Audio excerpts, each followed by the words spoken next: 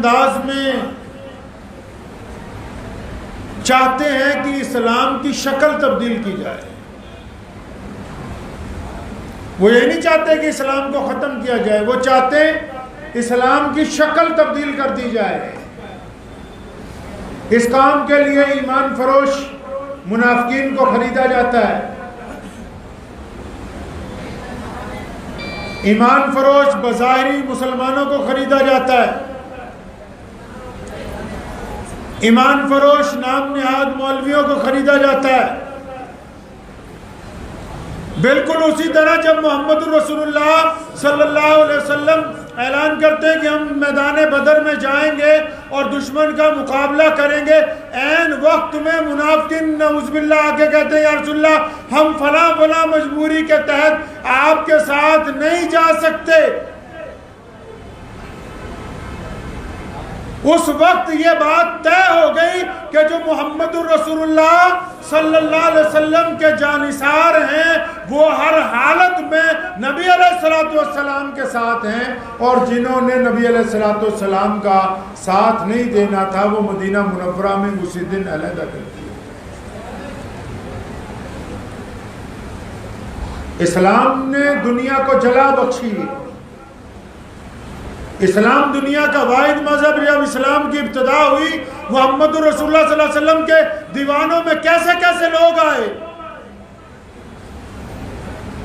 آج بھی پوری کائنات میں آپ جائیں، ہر ملک میں ہر خطے میں آپ کو ایسے عاشقان رسول ملیں گے کہ جن کے چہرے دیکھ کے، جن کا کردار دیکھ کے، جن کا لب و لہجہ دیکھ کے، جن کا کام کرنے کا طریقہ دیکھ کے وہ تمام اقوام جو کل تک یہ کہتے ہیں کہ اسلام کے ماننے والے اچھے نہیں ہیں، ان کو مجبوراً اس بات کو تسلیم کرنا پڑتا ہے کہ محمد رسول اللہ صلی اللہ علیہ وسلم کا نظام سب سے اچھا ہے.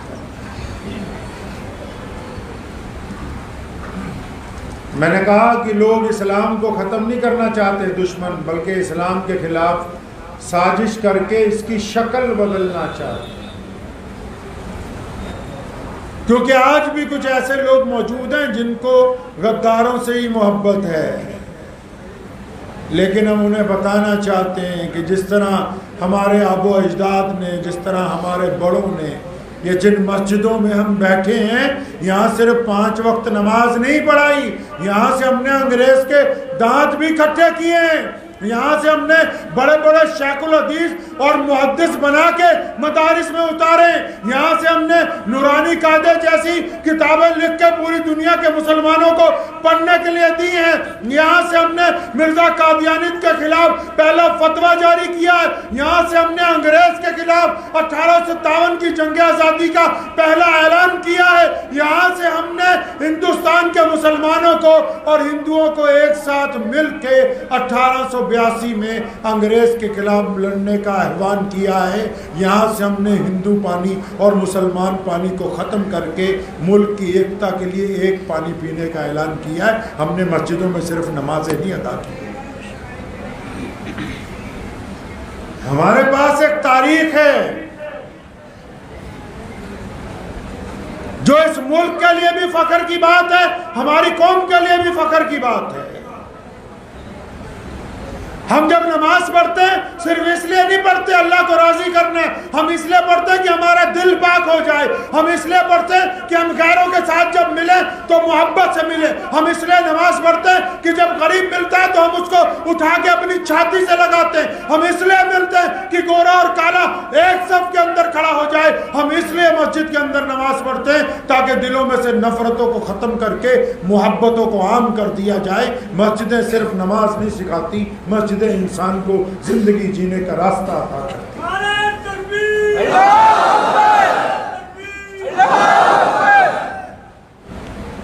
یہ اعادہ کرتا ہے ایمان والا کہ میں اللہ اور اس کے رسول صلی اللہ علیہ وسلم کے عقیدے پر چلوں گا، کیونکہ ایمان ہی صرف ایک ایسی طاقت ہے جو اس کو برائی سے روکتی ہے، اس کے دل میں سے خوف کو ختم کرتی ہے، اس کے دل میں سے رنج کو ختم کرتی ہے، اس کے دل میں دوسروں کے لیے عقیدت اور محبت پیدا کرتی ہے. اس کے علاوہ ذریعہ کوئی نہیں. اور ایمان کامل کب ہوتا ہے بھائی؟ ایمان کامل تب ہوتا ہے جب بندہ اپنی جان سے زیادہ محمد الرسول اللہ صلی اللہ علیہ وسلم سے پیار کرتا. آپ کو ایک قصہ سناتا ہوں. ہم کیسے بچ گئے دنیا میں پتہ ہے آپ کو؟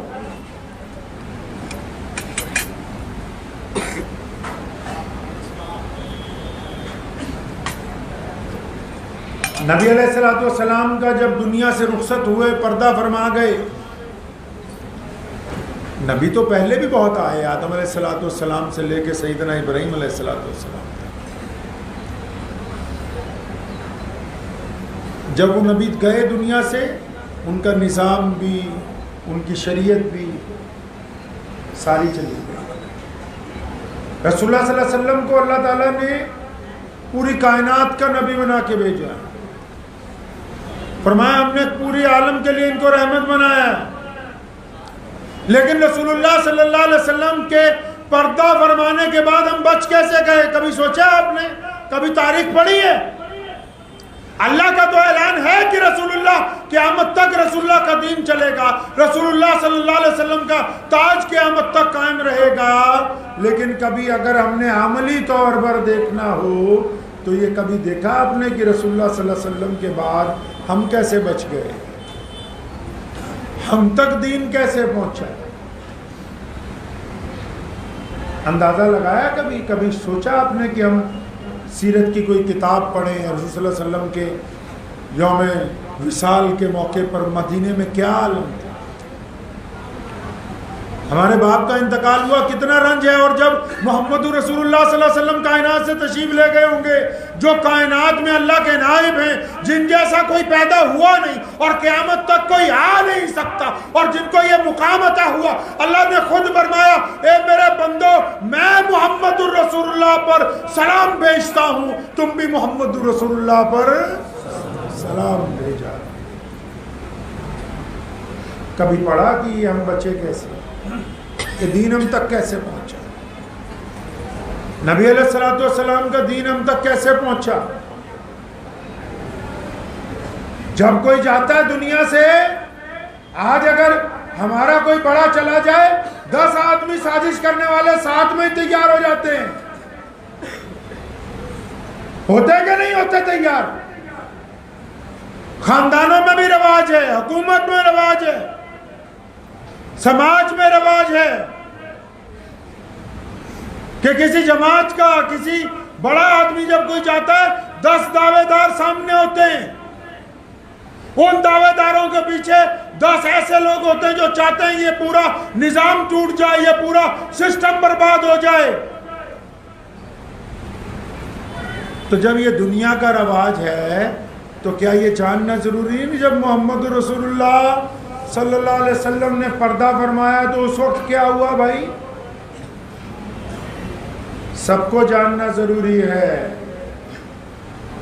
بیٹھ کے درود پڑھنے والوں کو بھی جان لینا چاہیے، کھڑے ہو کے درود پڑھنے والوں کو بھی جان لینا چاہیے، یہاں نیت باندھنے والوں کو بھی پتہ ہونا چاہیے، ناک پہ نیت باندھنے والوں کو بھی پتہ ہونا چاہیے، منہ میں آمین کہنے والوں کو بھی پتہ ہو کہ یہ آمین بچی کیسے، اور زور سے آمین کہنے والوں کو بھی پتہ ہو کہ یہ آمین ہم تک پہنچی کیسے. آپ نے کیا سمجھا کہ کیسے ہی ہم تک پہنچا ہے دین؟ 1450 سال کا سفر کیا ہے نا، اس دین نے 1450 سال کا سفر کیا ہے نا. مدینہ منورہ سے حضور صلی اللہ علیہ وسلم کے وصال کے بعد یہ دین چلا، کیسر و کسرا تک پہنچا، تاشقند و بخارا تک پہنچا، کہاں افریقہ کے ریگستانوں میں پہنچا، اور کہاں چین کے ریگزاروں میں پہنچا، کہاں اسپین اور اندلس کی برف پوش پہاڑیوں میں پہنچا، اس ملک کے ذرات کے اندر داخل ہوا، کہاں امریکہ جیسی نئی دنیا کے اندر قائم ہوا. یہ آخر 1450 سال کا یہ عرصہ محمد رسول اللہ کوئی ایسا دکھاؤ تو صحیح نظام. اگر امریکہ کا آج راشٹرپتی بدل جائے نا تو جو دوسرا آتا ہے وہ نئے ہی قانون لکھ دیتا ہے، سانپ کا چلاتا رہتا ہے کہ میں تو ایسے چاہتا تھا، اس نے یہ کام خراب کر دیا. سرکار بدلتی ہے، نظام بدل جاتے ہیں. بڑے بڑے ان کو دیکھ لیجئے جو لوگ مذہبی تحریکیں چلاتے ہیں. ہمارے ملک کی کتنی بڑی بڑی تحریکیں ہیں، دو دو ٹکڑے ہو گئے. کتنے بڑے بڑے مدرسے ان کے دو دو ٹکڑے، جاؤ دیکھو ہے کہ نہیں. ان کو آگے آگے چھوٹا لفظ لگانا پڑتا ہے. چاچا کی الگ، بھتیجا کی الگ،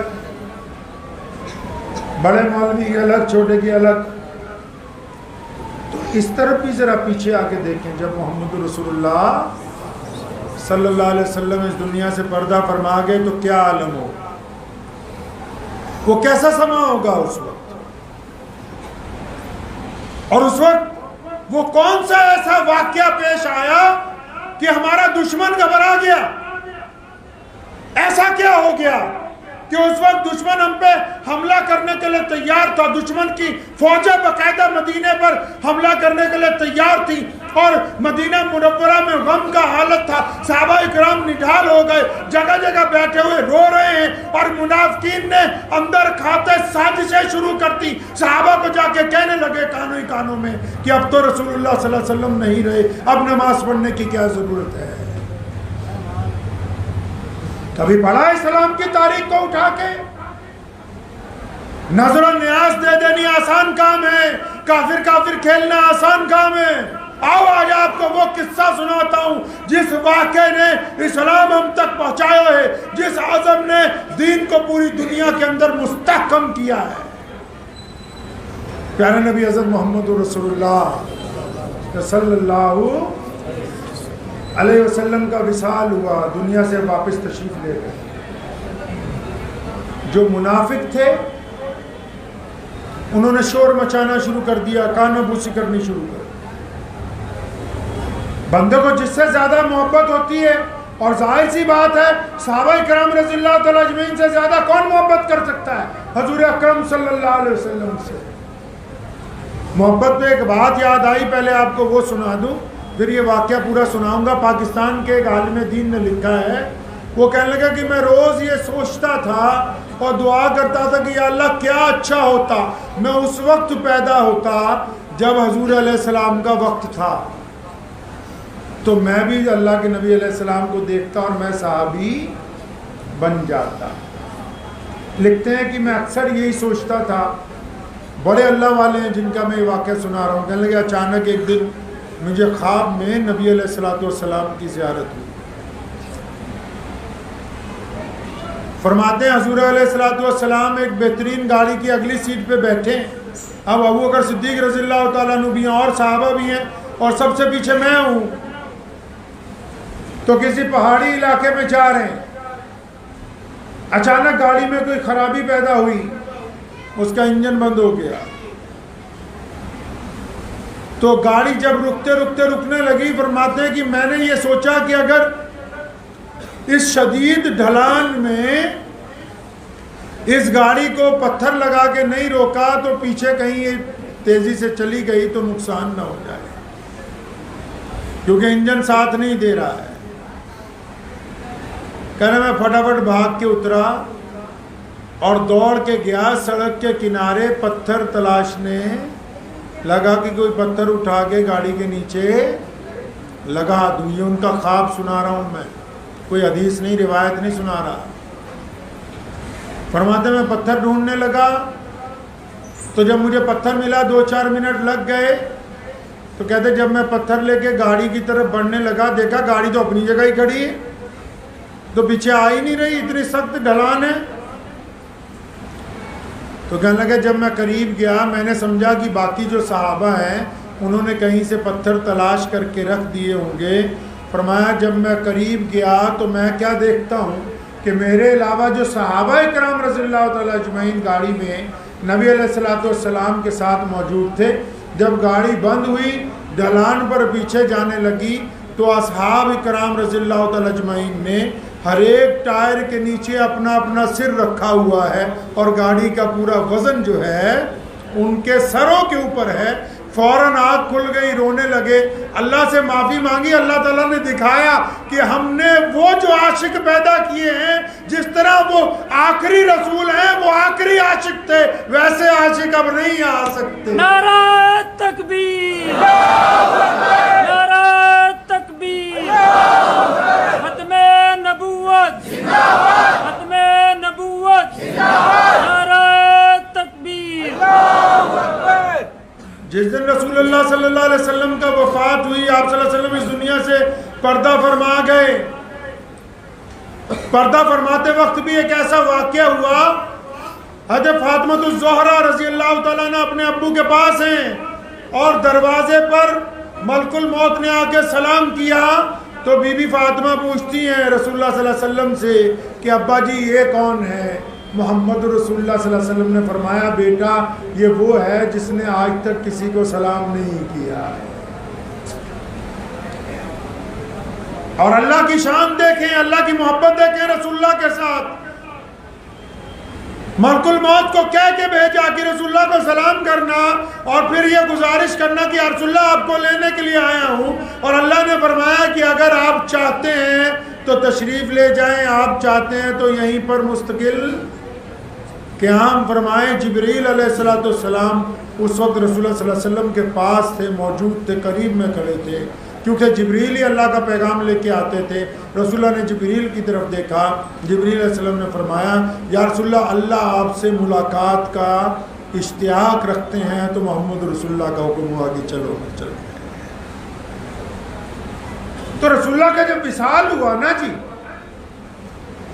یہ بڑی اہمیت کی بات ہے۔ جب رسول اللہ کا وصال ہوا، ایک باغ میں ایک صحابی کھجوروں کے گوشے توڑ رہے ہیں، کسی نے آگے کہا اللہ کے نبی صلی اللہ علیہ وسلم کا وصال ہو گیا، اتنا رنج پہنچا۔ اللہ تبارک و تعالیٰ کی حضور دعا کی کہ یا اللہ جب تیرے پیارے محبوب صلی اللہ علیہ وسلم اب اس دنیا میں نہیں ہے تو ان آنکھوں کا کیا کرنا ہے؟ آپ میری آنکھوں کی روشنی واپس لے لیں۔ مفسرین نے لکھا ہے کہ اسی وقت آنکھوں کی روشنی سے محروم ہو گئے۔ فرمایا جب اللہ کے نبی نہیں تو پھر کس کو دیکھنا ہے؟ سیدنا بلال رضی اللہ تعالیٰ عنہ نے اذان نہیں دی، رسول اللہ صلی اللہ علیہ وسلم کے وصال کے بعد اذان نہیں دی دوبارہ زندگی میں کبھی۔ اذان دینے کے لیے اس دن کھڑے ہوئے جس دن رسول اللہ صلی اللہ علیہ وسلم کا جسم مبارک رکھا ہے، کھڑے ہو کر ابھی اللہ اکبر کہا، بے ہوش ہو گئے، پھر اٹھے، پھر کہنے کی کوشش کی، پھر بے ہوش ہو گئے۔ بلال نے اذان نہیں دی۔ مدینے کے غدار گلی کوچوں کے اندر پھیل گئے، صحابہ کرام جو جہاں ہیں وہ وہیں پر بیٹھا ہوا رو رہا ہے۔ صحابہ کے کان میں جا کر سرگوشیاں کرنی شروع کر دی کہ دیکھو نا جی، ہمارا تو سب کچھ محمد رسول اللہ تھے، ہماری تو جان، عزت، آبرو، ہمارا ایمان تو محمد رسول اللہ تھے، اب رسول اللہ نہیں ہے تو نعوذ باللہ مسجد نبوی میں کیا کریں گے؟ اب نمازیں پڑھ کے کیا کرنا ہے؟ اب کیا کرنا ہے؟ ہمارے لیے تو وہی تھے۔ مسلمانوں کے دوسرے بننے والے خلیفہ سیدنا عمر فاروق رضی اللہ تعالیٰ عنہ اس قدر جلال میں آئے کہ اپنی تلوار نکالی غم کے اندر اور اعلان کیا مدینہ منورہ میں کھڑے ہو کر کہ خبردار اگر کسی نے کہا کہ محمد رسول اللہ صلی اللہ علیہ وسلم کا وصال ہو گیا تو میں اس کی گردن اتار دوں گا، میرے نبی علیہ السلام نہیں جا سکتے۔ آپ اس بات سے اندازہ لگا لیں جب فاروق اعظم رضی اللہ تعالیٰ عنہ کا یہ حالت تھی تو باقی صحابہ کے ساتھ کیا گزرے۔ ایسے وقت میں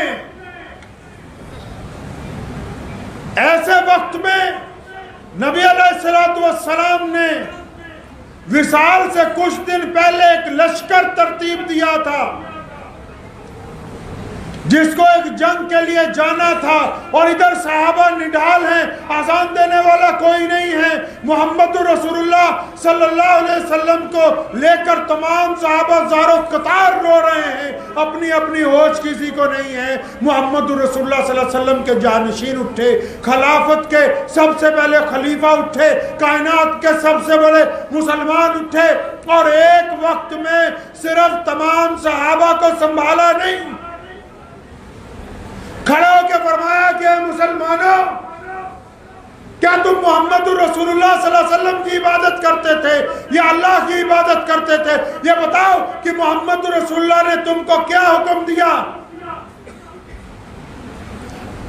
ایسے وقت میں جب گھر میں پوری کائنات میں غم کا ماحول تھا، جب فرشتوں کے اندر غم اور رنج کا عالم پڑا ہوا تھا، سیدنا ابو بکر صدیق رضی اللہ تعالیٰ عنہ اٹھے اور صحابہ کو جب اکٹھا کیا، جب ان کو سمجھایا، ابھی تو غم میں کوئی اور بات بھی نہیں ہوئی، لیکن پہلا حکم جاری کر دیا بنا خلیفہ بنے ہوئے۔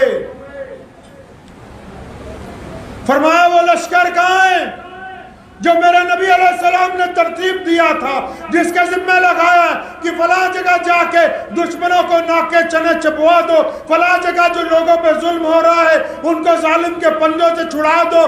دشمن جو اس مدینے میں مخبر تھے، جو بڑے بڑے منافقین چھپے ہوئے تھے، حیران رہ گئے کہ ابو بکر یہ کیا بات کر رہے ہیں کہ رسول اللہ صلی اللہ علیہ وسلم کا وصال ہو گیا، یہ صحابہ نڈال ہے، نماز پڑھنے کی ہوش نہیں ہے، اور یہ ایسے بدترین حالات میں دشمن کے اوپر حملہ کرنے کی بات کرتا ہے۔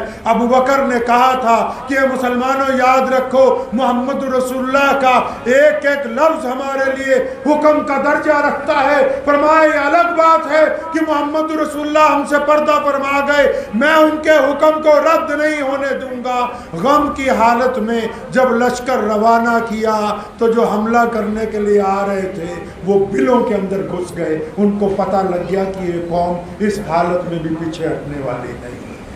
نعرہ تکبیر، نعرہ تکبیر، ختم نبوت زندہ باد، ختم نبوت زندہ باد، نعرہ تکبیر۔ اور صرف یہیں پر بس نہیں کی ابو بکر رضی اللہ تعالیٰ عنہ نے، رسول اللہ صلی اللہ علیہ وسلم کے وصال کے بعد خلیفہ بنے، چاروں طرف سے دشمنوں نے سازشیں کی، کیسر و کسریٰ نے کہا کہ اب وقت آ گیا، مٹھی بھر مسلمان ہیں، ان کو ختم کرنے کا وقت آ گیا ہے، بڑی بڑی حکومتیں اکٹھی ہونے لگی کہ اب وقت آ گیا ہے، اور انہوں نے مسلمہ بن کذاب کو جو ایک علاقے کا بادشاہ تھا اس کو کہا کہ جھوٹا نبی بن کے اعلان کرو، اس کے پاس دولت بھی ہے، فوج بھی ہے، ساز و سامان بھی ہے، اور جب اس نے اعلان کیا جھوٹی نبوت کا تو سیدنا ابو بکر صدیق نے اس وقت اس کی طرف لشکر روانہ کیا جب کھانے کو پورا اناج نہیں تھا، جب ہاتھوں میں مکمل تلواریں نہیں تھی، جب مسجد نبوی میں ابھی کیبنٹ کی میٹنگ نہیں ہوئی تھی، جب ابھی تک مسلمانوں کی سلطنت کا حکم نہیں جاری ہوا تھا، پہلا لشکر پھر روانہ کر دیا۔ فرمایا لوگ کیا سمجھتے ہیں کہ ہم محمد رسول اللہ کے خلاف کوئی سازش گوارا کر لیں گے؟ فرمایا ہم اپنی قربانی تو دے سکتے ہیں، تاج ختم نبوت صلی اللہ علیہ وسلم پر حرف آنے نہیں دے سکتے۔ اگر عشق نہ ہوتا انتہا تک، عشق نہ ہوتا انتہا تک صحابہ کا رسول اللہ سے، تو یہ امین ہم تک نہیں پہنچتی۔ پھر یہ مولوی جو فتویٰ کھیلتے ہیں ان کے پاس کوئی فتویٰ نہیں ہوتا۔ پھر یہ جو ایک دوسرے کو کافر کیا اعلان کرتے ہیں، ان کے پاس سر پہ پگڑیاں نہ ہوتی، یہ مسلمانوں کا عشق رسول صلی اللہ علیہ وسلم ہے۔ یہ سیدنا ابو بکر رضی اللہ تعالیٰ عنہ نے صحابہ کی جماعت کے ساتھ وہ کمال کر کے دکھایا کہ غم کی حالت میں بھی فتح کر کے پوری دنیا کے دشمنوں کو پیغام بھیجا کہ رسول اللہ صلی اللہ علیہ وسلم گرچہ پردہ فرما گئے، ان کا دین کائنات سے کبھی پردہ نہیں کرے۔ یہ رسول اللہ سے عشق کا نتیجہ ہے کہ ہم مسلمان ہیں۔ تبھی تو حضور نبی علیہ السلام نے فرمایا تھا کہ پتہ ہے کہ افضل مسلمان کون سے ہوں گے؟ صحابہ نے کہا یا رسول اللہ کہ آپ بتائیں۔ نبی علیہ السلام نے پھر کہا تھا کہ افضل مسلمان وہ ہوں گے جو ہمارے بعد، تمہارے بعد، پھر ان کے بعد دنیا میں آیا کریں گے۔ حدیث کا مفہوم ہے، فرمایا انہوں نے ابو بکر کو نہیں دیکھا ہوگا، عمر عثمان کو نہیں دیکھا ہوگا، حضرت علی رضی اللہ تعالیٰ اجمعین کو نہیں دیکھا ہوگا، خالد بن ولید کو نہیں دیکھا ہوگا، اور اکثر ایسے ہوں گے جنہوں نے مکہ مکرمہ اور مدینہ منورہ بھی نہیں دیکھا ہوگا، لیکن ان کو رسول اللہ سے اتنا پیار ہوگا کہ اللہ کے نبی صلی اللہ علیہ وسلم کے نام کے اوپر اپنی جان دے دیا کریں گے۔ آج بھی ایمان والے بس وہی ہیں، آج بھی ایمان والے بس وہی ہیں جو ایمان کے اندر دوگلا پن نہیں رکھتے، جو بزدلی نہیں رکھتے، جن کے دلوں میں بے ایمانی نہیں ہے،